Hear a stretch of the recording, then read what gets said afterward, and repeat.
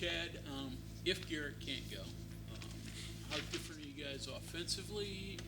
What have you thought of Nico so far? Well, he's come in offensively. Obviously we got to be able to run the ball, take pressure off of him, and find a way to get some easy completions for him. Identity-wise, will still be the same. He's come in the last two opportunities he had to come in. When Garrett's went out, he's done well, and both times have been unexpected, where he didn't have time to prepare for it and had to go out there and do it. So this will be the first opportunity he has if Garrett can't go, where he has to prepare for it and think about it. And so the biggest thing for us this week is going to be to calm him down and keep the game plan simple for him and find some easy ways to get him some easy completions and get his confidence going. You mentioned when you went through the transition of when you found out Garrett wasn't going to be able to go, you look at your call sheet, the things that Nico does well, and then you kind of gauge the game and then kind of see, okay, how's the game going? The defense is playing well, then kind of pare things down. Talk about that process of how you guys discuss that amongst yourself, and then maybe gauge Nico, the things that he felt comfortable doing. You mean during the game? Right, 'cause it all happened. Yeah, it happened. It happened abruptly too. It was real quick, and we had to make some changes immediately.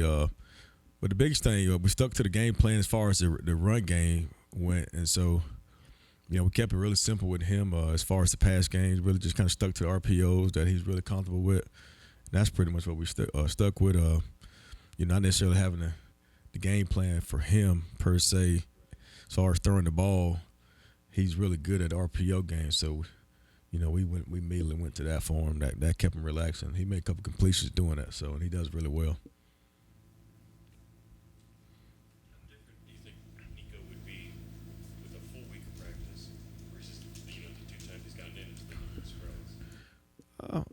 I'd say different in the sense where he'll be a little more prepared to go out there and be able to execute more of the game plan than what he's been able to do in the 2 times he's had the opportunity to go in the game, because he'll have all week to prepare for it. And he's a football kid. He's a football junkie. He loves it, man. And he'll spend just about every day in his office outside of required time in position meetings and practice with Coach Reagan, going over that game plan over and over. So, he'll be able to do a lot more than what he has in the past 2 opportunities he's had, knowing that he'll have more time to prepare for it. He doesn't get rattled. He does, man. And I tell you, and that's surprising for the kid, because obviously, when he came in last year, it was a big game. It was early morning, big game. He had no idea it was going to happen, and you wouldn't have known who was the quarterback in the game, the way he managed the game. And even obviously, Saturday night was a big, huge game, and for him to come in and never got rattled, made a few mistakes and had a next play mentality, and that's one thing I kept emphasizing to him in the game, and play the next play. You got guys around. That's the beauty of it, too. We got guys around him that can make plays for him, so he doesn't have to, take all of it on himself. So the guys did a great job rallying behind him and protecting him and allowing him to go out there and be himself. Is that kind of the message to him? Hey, trust your guys. You don't have to win the game. Trust the game plan, trust the players around you, and manage it. Exactly. That's exactly what it was. Manage the game. Don't lose the game for us. Just take care of the ball. That was the biggest thing. Take care of the ball. And obviously we had one incident where he dropped the snap and we lost that one. But outside of that, take care of the football. Don't lose the game for us, and put the ball in play and allow the guys around you to make the plays for you. What's your conversation like with CJ after the penalty? Great run, bad day. I mean, are the things you can tell us that are PG-13? Yeah, I can't tell you the thing that I was that I actually said to him, but same time though, he understood. The best thing about that kid, he's smart. He understands it. He knew he made the mistake before I even got to him. So when the guys have that kind of self-awareness where they know the mistakes they made before the coach get on to them. I mean those kind of responses you want. He took ownership for it, but he obviously can't do that.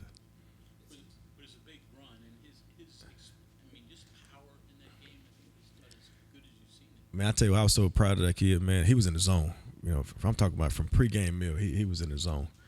We talked about him running angry and, being, having a different level of determination to be, refuse to be denied yards. I mean, he ran hard. I mean, not only did he ran hard, he ran efficiently. He averaged 5.7 yards a carry.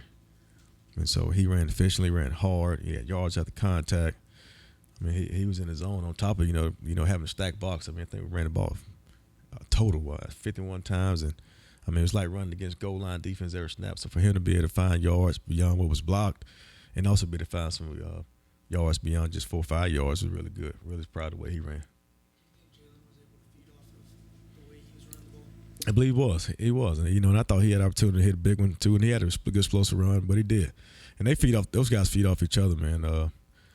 But yeah, he did have an opportunity to do that, and he did some good things. Good teams can put to bed good wins quickly and move on.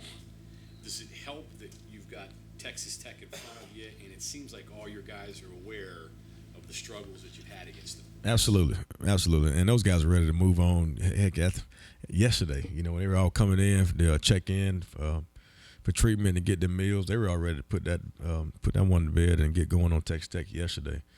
Very mature group. Understand, the challenges and the issues we had in the past with those guys, and the opportunity that we got this week, and who we are now as a football team, and how much we've grown and how much they've grown together as a football team. So no problem putting that away. I mean, those guys are ready to move on. What's been the biggest issue offensively when you played them? Not executing. And when I say not execute, not being able to, control the trenches, like we have here, last week, for example, and not being able to pitch and catch. We had some one-on-one opportunity we had in the past, and we haven't been able to come down with those 50-50 balls. And so those are the two things that we got to be able to come out and do. And I'm talking about do it early and now and consistently. Is be able to control the trenches, be able to run the football effectively, get downhill. And then we got to be able to pitch and catch. Got to be able to make contested catches as well. After Nico's fumble, we saw CJ come back and pick him up and put his arm around him. Yeah. Like that. Say about it. That's huge, man. And those are the things. That's the togetherness we have as a group. Talked about that way back in the spring and all season about doing things. I deal with light them up. Coming in the building with a great attitude, and so you got your candle lit. So if somebody else is down and need a little pick me up, you can light those guys up. So we started doing that way back in the springtime. Carried that on throughout the summertime and fall camp about lifting each other up. We're gonna face adversity. There's gonna be some times where things gonna get down. We don't need to point the finger or get down on one another, but light them up. So that was huge. And he did that right away. Noticed that right away. And Garrett did the same thing. Like I said, I remember mentioning it to you guys 2 weeks ago when we had the drops. He wasn't soaking and, getting down on the guys. He was lifting them back up, said, we'll go get the next one. So that's just the togetherness we got in this offense and the chemistry those guys have amongst one another. And that was something that helped, Nico continue to move forward too. Do you challenge your offensive linemen Tuesday and Wednesday in those heavy days, or do they know what's happened the last couple of games? No, they know it. They know it. No, they absolutely know it. Yeah. Bless you. Thank you. Speaking of that offensive line, obviously a lot of expectations for them. Have they lived up to what you thought? There's no question. I'm so proud of those guys. It's funny because, we had 211 yards total offense. So did they, right? And I've said, to you guys here recently that great teams do what it is they do, even though teams know that's what they got to do to win ball games. And particularly when we lost Garrett, and they had a pretty good idea we weren't going to be able to pass the ball as much as we wanted to, and we were still able to control the clock and went down the trenches and run the football and be effective running the football. And that's what great teams do. And I thought up front, man, we were physical. And we moved people around and created space, created lanes against a very good defense. Was it gratifying? I mean, they wanted to come in here and out-physical you and run it down your throat, and you ended up winning a game the way they wanted to play it. Exactly right. Very gratifying. Not satisfied, very gratifying though. And we could have kept going, but to hear those guys, those offensive linemen say, "Coach, keep running the football." It was a couple of times where Coach Brown said, what's a good drive start? What's a good pass play? What's a good way to get it going?" And all the coaches across the board said that the best pass play is to hand the ball off to one of the running backs. And so, and those guys won it, man. That was good, and that's how we won that football game. I thought those guys trained. We were physical. I thought we out tough those guys, and And so they did a great job. We sustained it too. We started out that way and we finished that way. I'd love to finish that last drive in the end zone. That's probably the most dissatisfying thing, not to finish that last drive in the end zone.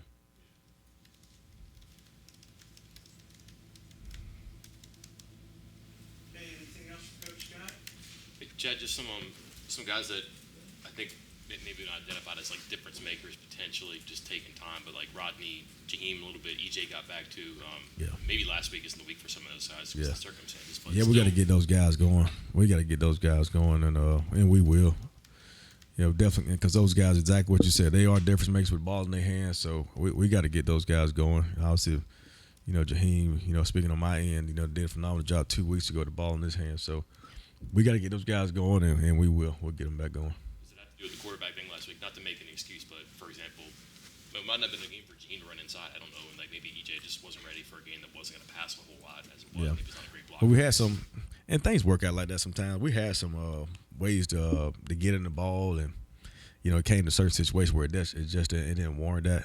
Those particular ways of getting the ball with the way the game went, and with Garrett going out, and so because we have some opportunities with Garrett in the game to take a lot more shots downfield, was hoping to be very successful doing that, so we could open the game up a lot more and create some of the opportunity touches wise we had for those guys, but unfortunately that didn't happen. So it kind of the game didn't work out as planned to get those guys going.